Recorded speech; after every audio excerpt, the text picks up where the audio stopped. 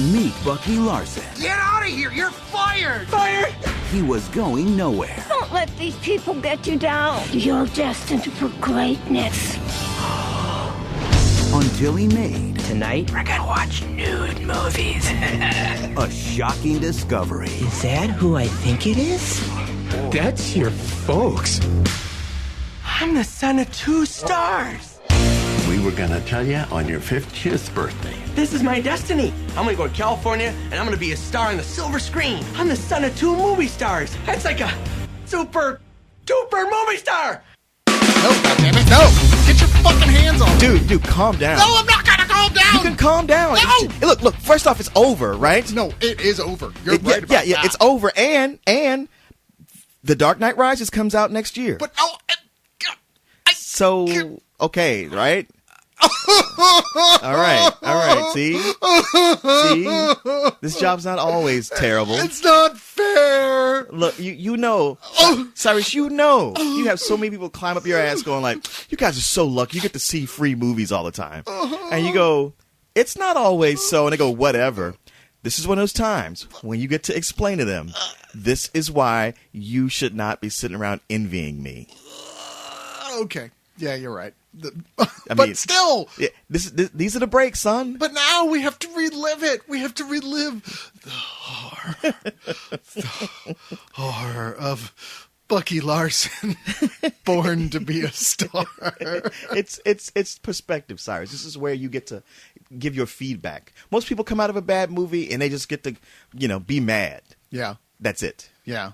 And they've got no one to listen to. No one who wants to listen. Exactly. To them. For some reason, our fans actually live for the moments of Schadenfreude in their lives when we have to suffer through the worst shit out there. And this year, the worst shit I have seen is Bucky Larson, Born to be a Star. And I know you may not necessarily feel the same way, but because we haven't even talked about this yet, I don't even know how you feel about it. But holy shit, part of my soul is now totally dissolved. Just gone and unrecoverable.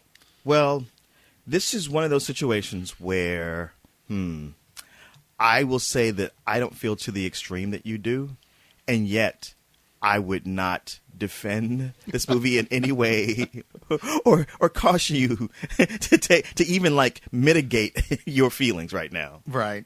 Yeah. Well, I mean, even while you saying, no, this is truly awful, irredeemable shit, by you saying, I don't hate it as much as you do, makes me want to kill you. I know. All right. I understand.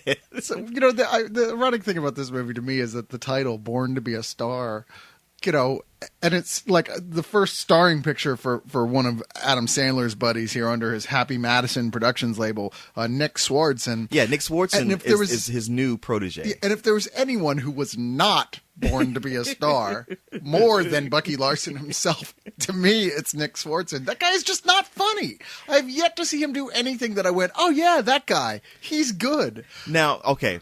He's like the big growly guy in all of Adam Sandler's other movies. You're like, he should come in for no more than a cameo and an occasional background. You can do it! And that's it.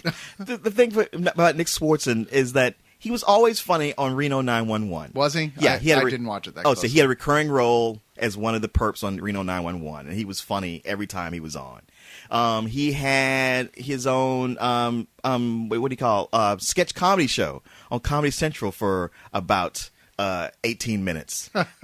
And he managed to squeeze out some pretty good sketches in that.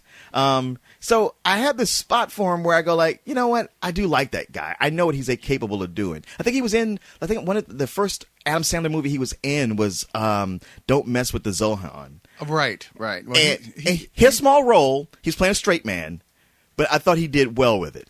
So within the Adam Sandler community, that's how you come in. You come in as his buddy.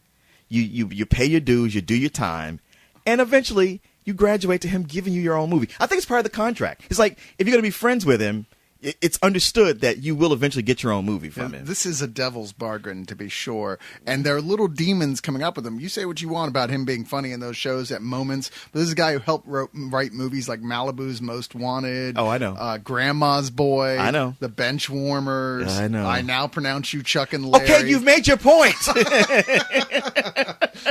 So clearly he's done as much harm as he's done good. Well, you don't even want me to get into this. You really don't. Because, I mean, like, say, the director Tom Brady, for instance. Is that the football player Tom Brady? No. Because I kept thinking, the way this movie's directed, it can't be anybody with any actual directorial talent. Oh, he does, though. He does. My God, before this, he made The Comebacks and The Hot Chick. See, this is what we're talking about. This is a project that everyone knew from the get-go was going to be shit. Yeah. No one cared. No one got anyone of quality to work on this thing at all. Even the producers have a sketchy background, for God's sakes. Like the one guy, one of the main producers of his like 30 films he's made, not one of them is good, and 3 of them won the Razzie. What? 3? 3! So anyway, let's just talk about what this, because at some point we're going to have to stop just tearing apart the movie and tell you what it's actually about. I didn't know. I hadn't seen the trailer. I knew I didn't like Nick Swardson, and so I kind of assumed it wasn't going to be good by that. But wow, if I'd seen the trailer, I don't know if I would have been brave enough to go in here. Have you seen it since? Because I've never seen the trailer. No. I wasn't even sure this movie was coming out, except for the fact that now here's something that's key. So they had a red carpet premiere here in Austin, and the press was allowed to come and interview the people at the red carpet, but not allowed to see the movie. Yeah. And I'm like, I've never heard of this. This is a big one. It's like, well, can I ask them questions about the movie? Oh, no. Yeah. No. Well, then what can I ask them? Just say something nice. I got to ask the distribution rep, who's told me with a straight face when I said, so you're telling me you want us to come to the red carpet to see the stars and ask them questions, right? Yes. But you absolutely won't let us see the movie right afterwards. Correct. And just didn't even crack. And I was like, you're a Terminator. There's no way that you're not a robot with that skin stretched over an exoskeleton. All right. Sir, I will have you know I am not a Terminator. I simply want to keep my job. Anyway, so this movie, oh God, I got to relive this shit. All right, so Nick Swardson plays Bucky Larson, of course, a ridiculously buck-toothed, I mean, like, and cheaply, too. They didn't even try to make it you can look see the real. seam. Yeah, you can actually see his real teeth underneath the buck teeth where Yeah. they glued him on, with a bowl haircut, who's essentially a retard living in Iowa. Well, I don't know. Living in Iowa, that's sort of redundant. But go ahead. We might have some fans in Iowa whose only recourse to having an existence outside of the Bucky Larson world is listening to Spill. So let's take it easy. Well, on them for we ain't now. got to worry about them writing to us. They might send a pictogram. I'm sure they'll have a piece of corn on it somewhere. But anyway. Corn. But Bucky lives a very dull life with his 2 parents, Edward Herman and Miriam Flynn. Yeah. Who are just like, oh, the sweetest little Iowa corn-fed parents in the world.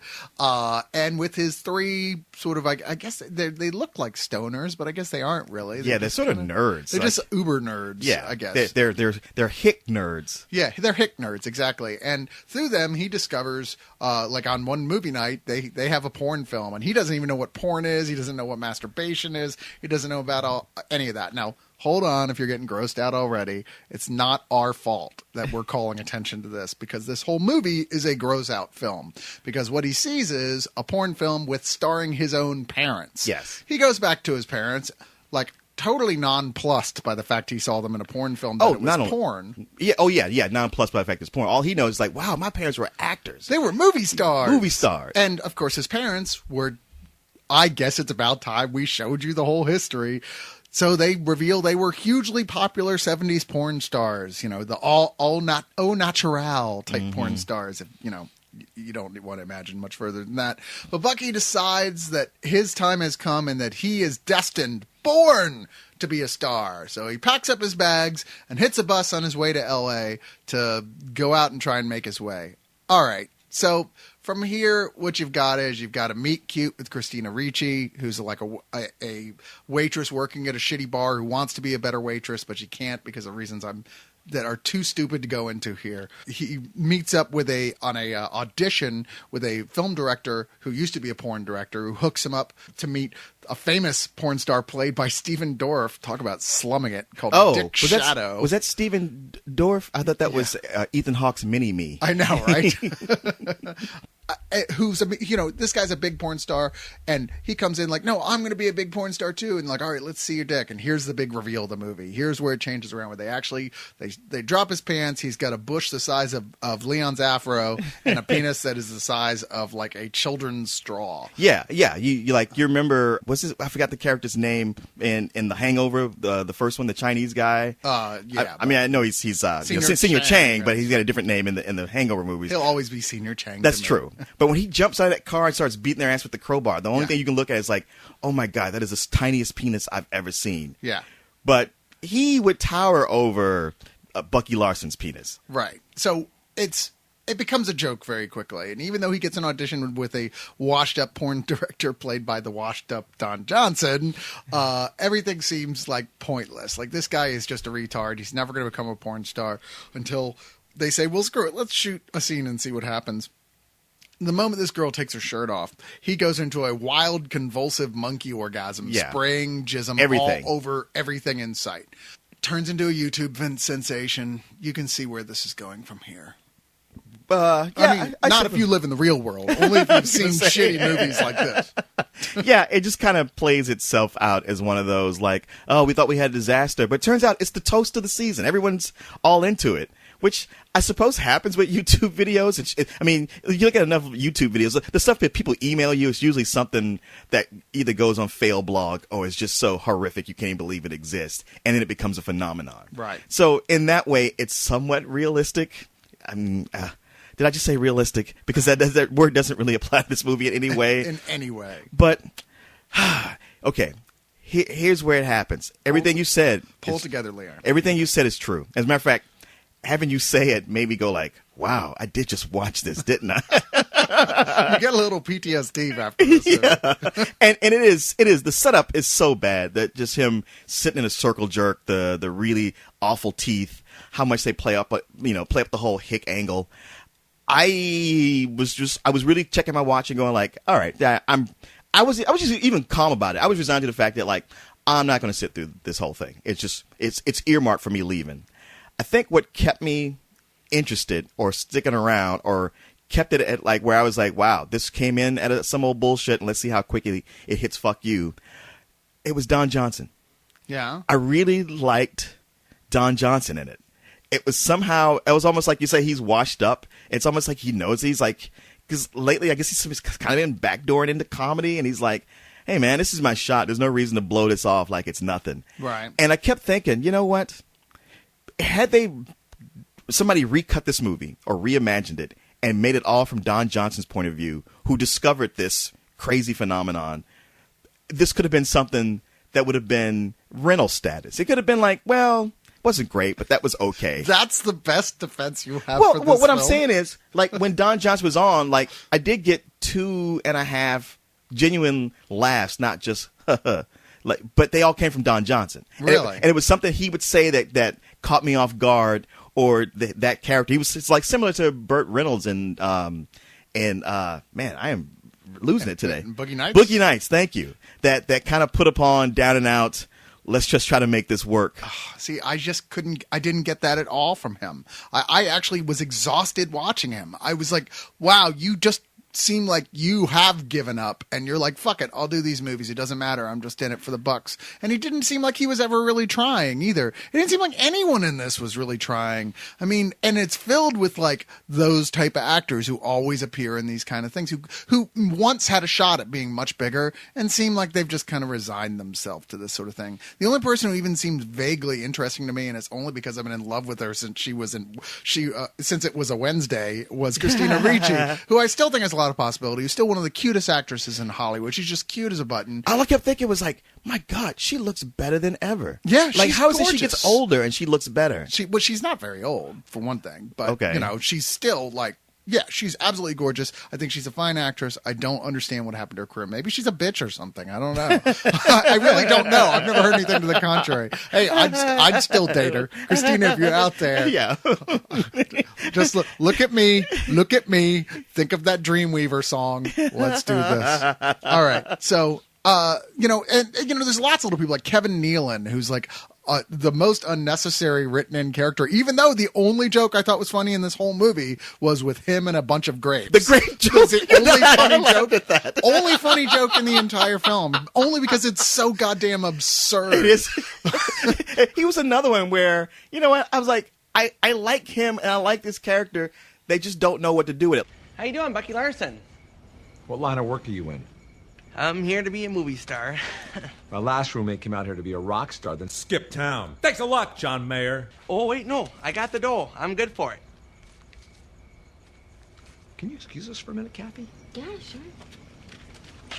Oh, and don't leave. I'd like to say goodbye. Okay. Look, I don't know you, and I don't know Kathy. Yeah, I've seen her in the laundry room a few times, but that doesn't mean I trust her. Okay. I'm gonna let you have the room, because I know you got cash. And I know I could pound those woodcutters down your throat. Roommates? Yeah, roommates.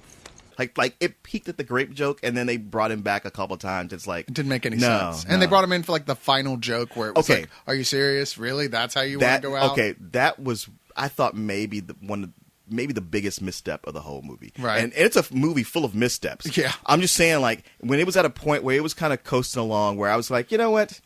I don't think this is good anyway. I would never tell anybody to go see it. But I'm not hating it. I'm not angry. It's not like when I see an Adam Sandler movie. There's so many of those that I see where I'm angry and annoyed because I feel like you could feel how much, like, you have guys who are giants of stand-up, and there they are just doing the most desperate, in-your-face jokes over and over. None of them are funny. They have no objectivity, and it's just like, wow, you guys are making me sad and angry that you're constantly pushing these in my face. This felt a little less obnoxious, though, with much less of a brain and less talent. So I was able to just kind of cruise with it and go like, well, let me just focus on the things I do like. But for a movie that's about an hour and 30 minutes, it's 20 minutes too long. Wow, yes, it is. I mean, there is that point where it's like, okay, well, you wrapped up the story, and no, don't put this plot line in it. Just let it die. It's a movie that's about really gross stuff, and yet it wants to act as if it's a G-rated movie. It's like does. everyone talks about things that are happening as if they were G-rated. It's like tons of like aphorisms and things that can be taken both ways, like as an innocent way or a dirty way. Yeah. We're like, come on, this has been going on for way too long by the 5-minute mark, much less the hour and 30-minute mark, and none of it is funny in the slightest. You say, well, I don't hate it as much because of the fact that at least you're not seeing people who should be doing better things, because you're like, wow, this is a bunch of people who you don't expect much more Right. than this from. But I do. I mean, you said yourself Swartzen is like not as bad as I'm saying he is. Okay, well, he certainly wasn't showing it in his feature film that he helped write. Agreed. I mean, I'm sorry, but if this is like how he feels like launching himself onto the silver screen as a starring role, then fuck this guy. Fuck him in the ass. I hope, yes, I hope he dies, and I hope he goes to hell. Well, it does make me wonder when I see something like this. Is it the whole thing I say, like, you get to be Adam Sandler's friend, and that means you get to graduate, you get a guaranteed movie out of it. Yeah. But maybe there's a time limit on it. Yeah. Maybe it is, okay, you're going to get a movie. We got you slotted for him, so come back with something. Maybe and you go like, I'm not inspired. I don't have anything. Yeah. Kids, this is your only shot. You either come up with something or it's over. You got 5 minutes. Yeah. And Yeah, clearly. It's no more than 5 minutes that you got. And you also have to work with this story that we already bought. Right. None of the rest of us have a clue how to make it to a good movie. Yeah, it's like while you're in the middle of your pitch, they go like, oh, no. It has to be on this subject right here. I guess nobody told you. The weird thing is, like, films like this that usually are trying to at least work the sweet angle with, like, he's a man-child, but he's not like a Will Ferrell man-child. He's not like a man-child who's like got an ugly personality. Right. He's a sweet retarded kid, basically. But they usually have that whole, like, the romance angle, and usually there's a tiny bit of that I like. That I go, okay, I know what you mean. Well, that was nice. Man, do they fuck that up even worse here? I mean, you've even got one of my favorite actresses, like Ford, to possibly be in that thing, Christina Ricci, who just, like, she's got big doe eyes, and you just couldn't want to give her a hug more. And no, They mess it up so bad. They don't even know what to do. They're practically, when they reach the point where these two have to get together, they're practically like just shrugging at the camera going, I don't know. It is that. It's like, so what's the deal with you two? Oh, she's my girl, name, friend, and as an audience member, you're there like, yeah, what is it? I don't know. Yeah. Until she goes, I'm his girlfriend. You're like, oh, okay, well, I'm glad you cleared that up because I couldn't tell. I guess that would have been sweet if there had been anything leading up to that moment in a Right. convincing fashion. Well, hey, man, it's absolutely a train wreck. There's no reason to like this movie. No. I mean, what I say are saving graces. That's me, exaggerating what's actually there. It's like, okay, there's some things to not hate.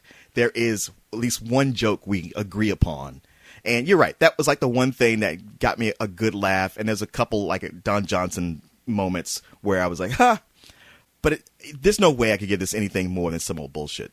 I understand. I mean, I couldn't quite go fuck you because I just didn't get angry. And I didn't actually get up and walk out. But every chance it had to, you know what? It established itself as some old bullshit right within the first 10 minutes. And while it did some things that might have risen above that, it just immediately did some things that took it right back down. Well, if you only see one movie this year with lots of jism sprayed over the screen that isn't XXX, for Christ's sakes, go rent Orgasmo, or there's something about Mary. Why would you want to rent this? This is absolute. I'm sorry. There's nothing about this that is forgivable. There's no reason this should have been made at all. I mean, it's even more unforgivable to the star, Nick Swardson, like I said, who obviously who doesn't want to go up to that next level. He should have stepped up and said, look, this is ridiculous. I can't do this. I would rather be in nothing than this, which would be a better career move, because this is a 0% rating on Rotten Tomatoes. 0%. Okay. Wow. Yeah. I thought I saw 33 the other day. No, you saw 33 audience. Okay. That is the thing. When I went to see it today, Yeah. I was the only person in that theater. I saw it Friday night at 8:00. Release night at the most crowded theater in Austin. Like, it was so packed. It was like a mall on Black Friday. 5 people in the screening. 5 people, because nobody wants to see this shit. It looks terrible from every angle. This movie to me is a fuck you, because it's insulting to the audience. It's insulting to the performers. There's just nothing of value here. I hate this, and I would be shocked if something beat this out for my worst of year. I will say that if you've always had a fantasy of masturbating in a theater, this would be the one, because there'll be nobody around you to bust you on it. Although, if you're the kind of person who might find something to masturbate to in this movie, I mean, sure, there's some nude scenes. You got to give it that. Yeah, but they'll only show them for a minute before it switches back to Bucky Larson, and then nausea. If that's what gets you off, you better step off. But one critic pointed out the fact. All right, so like Pauly Shore is in this briefly as a presenter at the Adult Video Awards. Yeah. And they said, what does it tell you that this is the worst movie that Pauly Shore has ever been in? Nick Swardson is You don't look like the average porn star. Oh, yeah, because I'm wearing a sweater. Bucky Larson. I've never ridden in a convertible before. Stand up, feel the breeze. Holy cow! You got bugs in your teeth. Oh, it's still moving! Yeah. Ew! Bucky Larson, born to be a star. That's a great accent. Your accent's awesome. I love that accent. Everyone keeps talking about my accent, but I'm from America. Let's do it like they do on the Discovery Channel.